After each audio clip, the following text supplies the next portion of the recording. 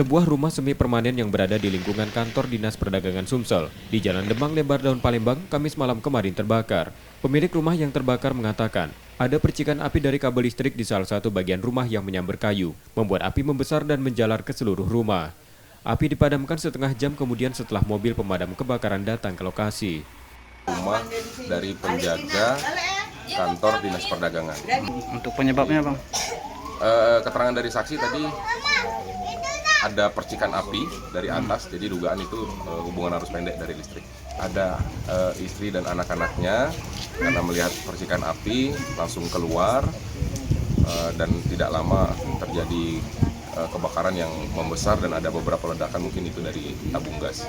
Kebakaran diduga karena arus pendek listrik. Yudi Kiswanto, Kompas TV, Palembang, Sumatera Selatan.